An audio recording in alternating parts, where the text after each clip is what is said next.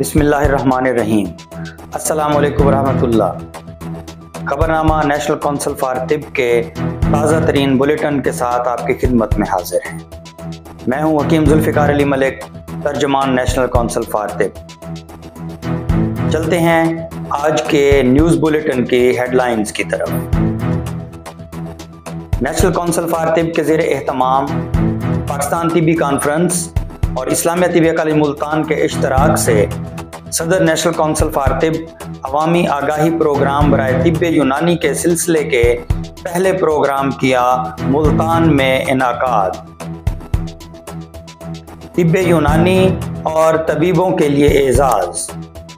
फाजिल तिब्ब व जराहत के हामिल तबीब मोहतरम जनाब हकीम फुरकान खान दुर्रानी की दुबई हेल्थ अथॉरिटी में बतौर Unani health care professional registration.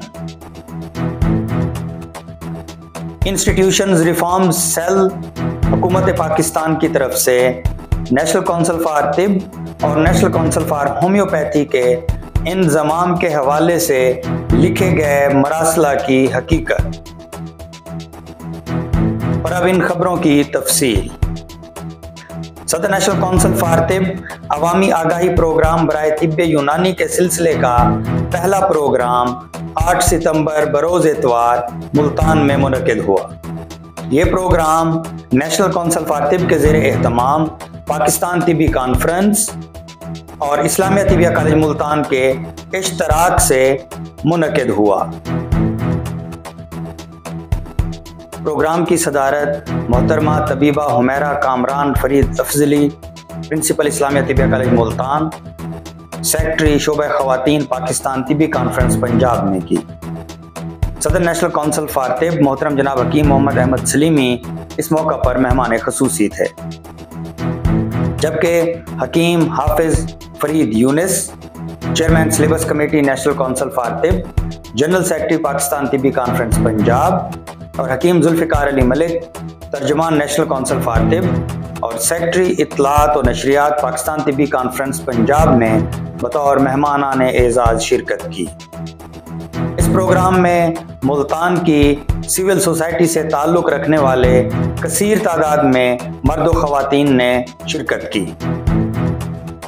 इस मौका पर फ्री तिब्बी मेडिकल कैंप का इनेकाद किया गया, जहां मरीजों का मुफ्त मुआयना और उन्हें मुफ्त अद्वियात मुहैया की गई। इस प्रोग्राम के मौका पर अशरफ लेबॉरेटरीज फैसलाबाद, पाकिस्तान हर्बल फार्मा फैसलाबाद और लारैब फार्मा मुल्तान की तरफ से अद्वियात पर मुश्तमिल गिफ्ट हैम्पर्स भी शुरका में तकसीम किए गए। प्रोग्राम में जनाब कर्नल मोहम्मद आमिर, जनाब मलिक रिजवान हांस मेंबर सूबाई असेंबली, जनाब मोहम्मद अहमद PA2 कमिश्नर मुल्तान, जनाब मोहम्मद अयूब बुजदार एडवोकेट साबिक अटारनी जनरल मुल्तान, जनाब हाजी मोहम्मद इलियास सदर अंजुमन ताजरान मुल्तान, जनाब अकील हाशमी रोजनामा खबरें और जनाब आतिफ अंसारी दुनिया न्यूज़ ने बतौर ख़ास शिरकत की। प्रोग्राम का आगाज तिलावत कलाम मजीद से हुआ।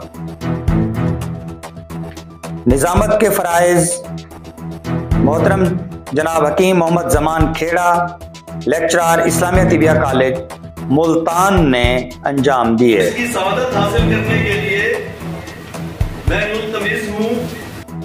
मोहतरमा तबीबा हुमैरा कामरान, प्रिंसिपल इस्लामिया तिबिया कॉलेज मुल्तान व सेक्रेटरी शोबा ख़वातीन पाकिस्तान तिबी कॉन्फ्रेंस पंजाब ने खुतबा इस्तकबालिया पेश किया। हमारे कॉलेज में तालीम के साथ साथ सेहत और तंदुरुस्ती के मौज़ूआत पर सेमिनार इनेकाद होता है। इस्लामिया तिबिया कॉलेज मुल्तान के फैकल्टी मेंबर हकीम मखदूम मोहम्मद फ़हीम ने सपासनामा पेश किया। हकीम फुरकान खान दुर्रानी, प्रोफेसर इब्न सीना तिबिया कॉलेज मुल्तान ने ब्लड प्रेशर और तिब्बे यूनानी के मौजू पर निहायत अहम और पुरमग़ज़ लेक्चर पेश किया। जिसे शुरका ने बहुत सराहा और बहुत मुफीद मालूमात हासिल की। हार्ट धड़क रहा है और हमारे खून में, हमारे जिस्म में खून की रवानगी मुसलसल हो रही है। अच्छा, जो ब्लड प्रेशर होता है इसके बारे में अहम बात यह है कि ये मुसलसल एक तरह का हर वक्त नहीं रहता। ये सुबह के वक्त कुछ और होता है, दोपहर को कुछ और होता है, जब आप रात को सो जाते हैं कोई और डाउन होता है। हकीम जुल्फिकार अली मलिक, तर्जुमान नेशनल काउंसिल फॉर तिब ने नेशनल काउंसिल फॉर तिब और तिब्ब यूनानी के हवाले से तारुफ और तिब्ब यूनानी की अवामी आगाही के मुताल्लिक शुरका को ब्रीफ किया। तिब्ब यूनानी के खिलाफ मनफी प्रोपेगेंडा करके एतमाद का भुगतान पैदा किया गया है और ये तासुर देने की कोशिश की गई है कि खुदा न खास्ता यूनानी अदविया जो है वो मुज़र सेहत है। हकीम Hafiz Farid Younis, chairman syllabus committee national council for Tibb और secretary general Pakistan Tibbi conference Punjab ने शुरका को किचन रेमेडीज के मुतालिक आगाह किया और इख्तितामी दुआ भी करवाई। कोई एक बंदा जो ये कह दे कि मैं हर्बल मेडिसिन देसी अद्वियात को इस्तेमाल नहीं करता, हम में से हर आदमी इस्तेमाल करता है। मेहमान खसूसी मोहतरम जनाब हकीम मोहम्मद अहमद सलीमी, सदर नेशनल काउंसिल फॉर तिब, सदर पाकिस्तान तिबी कॉन्फ्रेंस पंजाब ने शुरका को तिब्ब यूनानी की अहमियत और अफादियत के मुतालिक मुफस्सल ब्रीफ किया। मेहमान खसूसी ने अपने खिताब में मुख्तलिफ अद्वियात के इस्तेमाल और तिब्ब यूनानी के मुतालिक पाई जाने वाली गलत फहमियों के हवाले से तफसीलन बात की। मेहमान खसूसी जनाब हकीम मोहम्मद अहमद सलीमी के खिताब को शुरका ने बहुत सराहा। जिसमें आप रहते हैं उस खित्ते के वासियों की बात करती है जो रहने वाले हैं और वहाँ पे जो चीजें पैदा होती हैं, जो सब्जियां, जो फल, जो जड़ी बूटियां, वो उन अमराज का इलाज भी होती है। Director HR Islamia Tibbia college Multan मोहतरम जनाब हकीम आसन कामरान फरीद ने कलेमात तशक्कुर अदा किए। कि आप हमारी दावत पर एक नेशनल कॉज की खातिर अपनी कीमती वक्त निकाल कर तशरीफ लाए। पाकिस्तान के तिब्बा बरादरी के लिए एक एजाज। इब्न सीना तिबिया कॉलेज मुल्तान के प्रोफेसर और मुल्तान के माया नाज तबीब मोहतरम जनाब हकीम फुरकान खान दुर्रानी को दुबई हेल्थ अथॉरिटी में बतौर Unani health care professional registered कर लिया गया। इस सिलसिले में क्या तरीक़ाकार इख्तियार किया गया और किस तरीके से इन्हें ये रजिस्ट्रेशन मिली, इस सिलसिले में गुफ्तगू के लिए बराह रास्त चलते हैं जनाब हकीम फुरकान खान दुर्रानी की तरफ। जी मोहतरम हकीम फुरकान खान दुर्रानी साहब, सबसे पहले तो मैं आपको मुबारकबाद पेश करता हूं अपनी तरफ से, पाकिस्तान तिबी कॉन्फ्रेंस की तरफ से और नेशनल काउंसिल फॉर तिब की तरफ से कि आपने एक निहायत ही अहम संग मील अबूर किया और आप वो फाजिल तिब व जराहत के गालिबन पहले प्रैक्टिशनर हैं जिन्हें दुबई हेल्थ अथॉरिटी ने बतौर यूनानी हेल्थ केयर प्रोफेशनल के रजिस्टर्ड किया है। इस सिलसिले में आपको किन मराहिल से गुजरना पड़ा, यकीनी तौर पे हमारे और भी कई अतिबा कराम होंगे जो ये रजिस्ट्रेशन हासिल करना चाहेंगे, तो इस सिलसिले में आपको किन मराहिल से गुजर के जाना पड़ा, इस सिलसिले में आप हमें ज़रा तफसील से आगाह कीजिए ताकि हमारे नाजरीन आपकी इस गुफ्तगू से मुस्तफ़ीद हो सकें। बिस्मिल्लाहिर्रहमानिर्रहीम। मैं बहुत शुक्रगुजार हूँ अपने मोहतरम दोस्त हकीम मलिक जुल्फ़िकार साहब का कि उन्होंने आज मुझे ये मौका दिया कि मैं अपनी ये जो गुजारिशात हैं, जो मेरा एक माइलस्टोन मैंने तय किया, मैं उसकी आप लोगों के साथ ज़रा शेयर करूं। तो सबसे पहले तो मैं शुक्रिया अदा करूंगा आपका, और दूसरी चीज़ ये है कि इसका एक तरीक़ाकार ये है कि DHA एक इदारा है, दुबई हेल्थ अथॉरिटी की तरफ से एक इम्तिहान होता है, एक इंटरव्यू होता है, उसके लिए आपको एलिजिबिलिटी लेटर मिलता है वहाँ प्रैक्टिस करने के लिए। तो उसका तरीक़ाकार ये होता है कि BEMS जिन्होंने किया हुआ है और जिन्होंने FTJ किया हुआ है, कि ये जो हमारा कोर्स है FTJ का, उसके जो फारिगुल तहसील तलबा हैं जिन्होंने FTJ किया हुआ है और उसके बाद उनके पास 2 साल का क्लिनिकल एक्सपीरियंस होना मिनिमम ज़रूरी है, 2 ईयर्स का। ये उनका क्राइटेरिया है कि 2 साल आपके पास एक्सपीरियंस हो और उसके बाद आपके पास एक सर्टिफिकेट होता है बेसिक लाइफ सपोर्ट का, अमेरिकन हार्ट एसोसिएशन की तरफ से।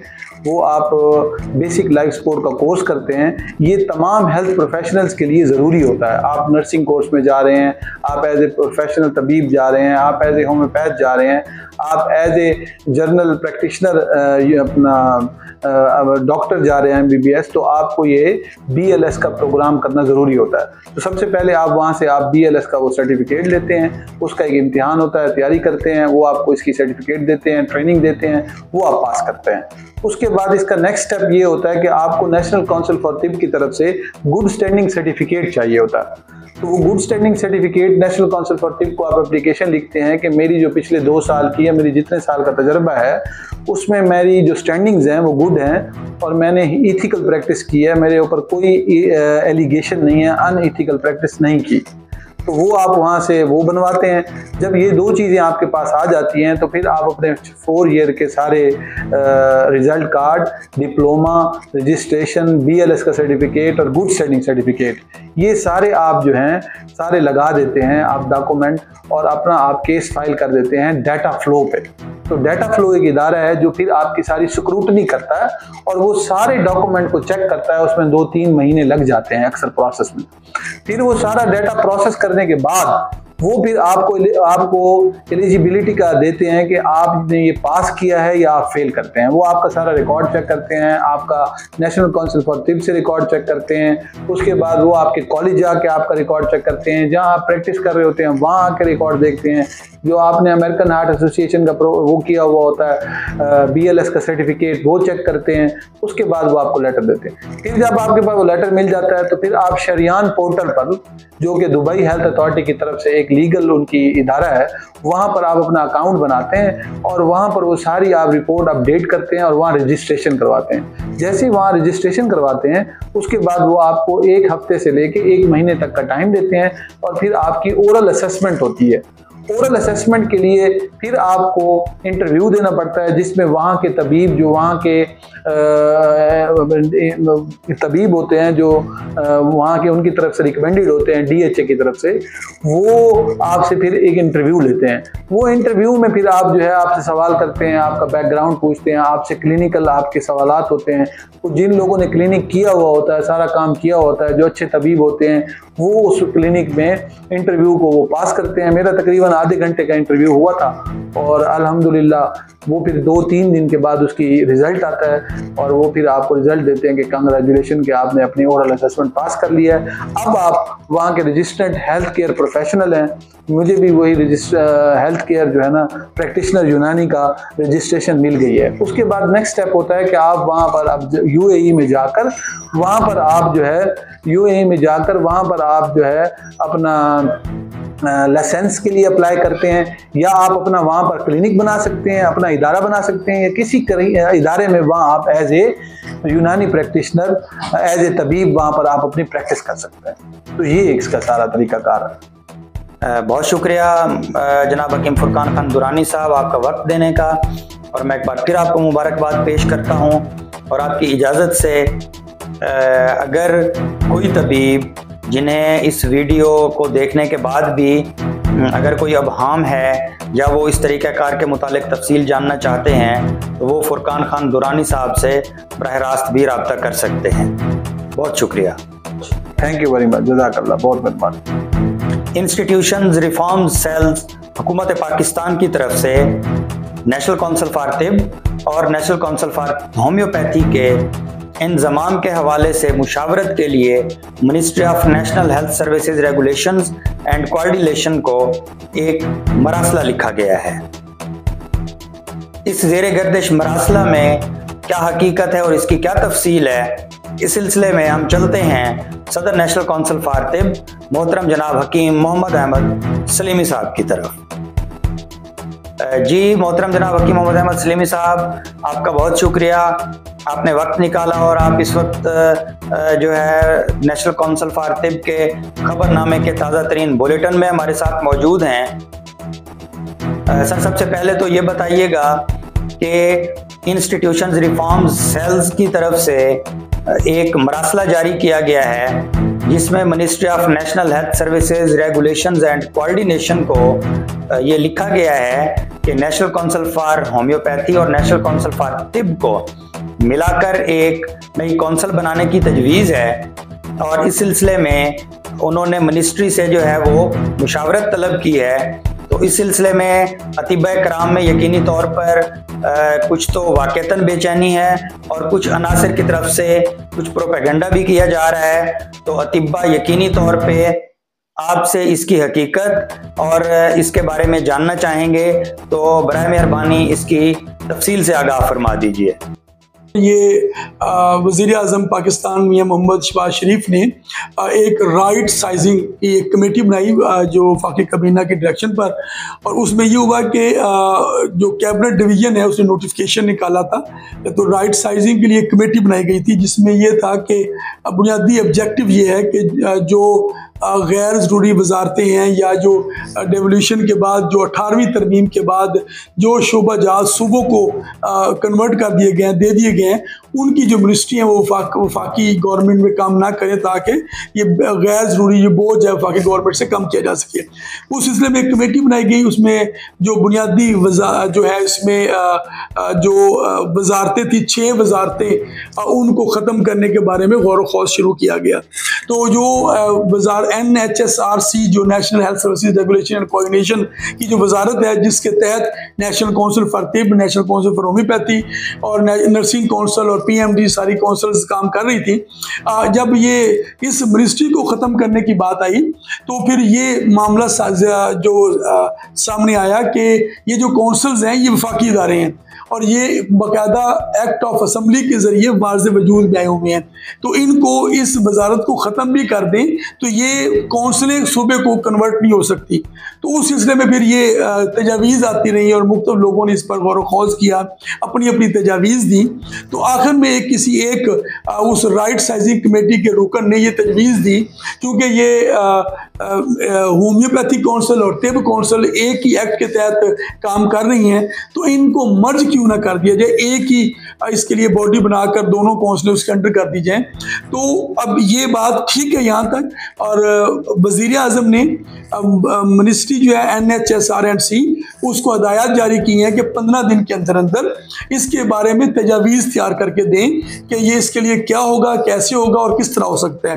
एक मजबूत एक इसमें वर्किंग पेपर तैयार करके दिया जाए। तो अभी वो इस पे काम हो रहा है और हम भी कोशिश कर रहे हैं। ज़ाहिर है कि ये जो मर्जर है पहले अभी पिछली गवर्नमेंट में सेक्रेटरी साहब का ये ख्याल था कि ये दोनों काउंसिल्स अलग अलग काम करती हैं, इनके लिए कवानीन ही अलग अलग होने चाहिए। तो हमने उस पर भी काम किया था कि तिब काउंसिल के लिए अलग कानून हो, होम्योपैथी काउंसिल के अलग कानून हो, तो उस पर भी हमने काम करके दिया था। अभी एक नई तजवीज़ आ गई है जहाँ एक तरफ तो ये ख्याल था कि ये अलग तरीका इलाज है, दोनों के लिए कवानीन ही अलग होने चाहिए। अब एक नई सोच आई है कि दोनों को मर्ज करके, बल्कि जो अल्टरनेटिव और जो कम्प्लीमेंट्री मेडिसिन का है वो एक मुश्तरका एक बोर्ड या एक इदारा बना दी जाए, उसके नीचे ये सारे इदारे काम कर रहे हैं। अभी इसकी स्ट्रक्चर क्या होगा, इसकी फॉर्मेशन क्या होगी, या किस तरह कायम होगी, अभी इसके बारे में कोई वजाहत मौजूद नहीं है। इसके लिए मिनिस्ट्री ने अभी वर्किंग करनी है, अपने जो तजावीज़ तैयार करके वज़ीर आज़म को देनी है, उस पर क्या होगा, कैसे होगा, आर्डिनेंस के ज़रिए होना है, इसके लिए एक्ट ऑफ असम्बली के ज़रिए कानून साजी होनी है, क्योंकि ये कानून साजी के बगैर ये शायद काम ना हो सके, इसके लिए कानून साजी करनी पड़ेगी। तो अभी तजावीज़ हैं, यस इस पर गौर व खौज किया जा रहा है, गवर्नमेंट की तरफ से हो रहा है। राइट साइजिंग कमेटी में ये तजवीज़ भी आई थी और उसी तजवीज़ की रोशनी में ये इसके लिए वजाहत मांगी गई है। अब देखते हैं कि वजारत जो है NHSRC अगले 15 दिन में अपनी क्या रिपोर्ट सबमिट करती है, तो उसकी बेस पर फिर अगला लहर बनाया जाएगा। हम national council for Tibb Pakistan Tibbi conference की तरफ से कोशिश कर रहे हैं कि जो नेशनल काउंसिल फॉर तिब का जो वजूद है, जो इसका तशख़्ख़ुस है, वो बरकरार रहे, और हम इसके लिए आखिरी हद तक कोशिश करेंगे इंशाअल्लाह। और हम किसी तौर पे भी इससे पीछे नहीं हटेंगे। हम पूरी कोशिश करेंगे कि नेशनल काउंसिल फॉर तिब जो है वो अपना वजूद कायम रखे और तिब और अतिब्बा के तहफ़्फ़ुज़ के लिए काम करती रहे। बहुत शुक्रिया मोहतरम जनाब हकीम मोहम्मद अहमद सलीमी साहब आपका वक्त देने का। मैं अपने नाजरीन को ये बता दूं कि इंशाअल्लाह बहुत जल्द सदर नेशनल काउंसिल फॉर तिब मोहतरम जनाब हकीम मोहम्मद अहमद सलीमी साहब का एक अलग से मुफस्सल वीलाग इस मरासले के सिलसिले में वो भी इंशाअल्लाह बहुत जल्द नेशनल काउंसिल फॉर तिब के यूट्यूब चैनल पर जारी कर दिया जाएगा। इसके अलावा मुल्तान में होने वाले नेशनल काउंसिल फॉर तिब के आगाही प्रोग्राम के हवाले से मुकम्मल रिकॉर्डिंग और तफसील इस यूट्यूब चैनल यानी NCT पाक पर बहुत जल्द अपलोड कर दी जाएगी। अब तक के लिए इतना ही। मिलते हैं नेशनल काउंसिल फॉर तिब के अगले ताज़ा तरीन बुलेटिन में। तब तक के लिए अल्लाह हाफिज़।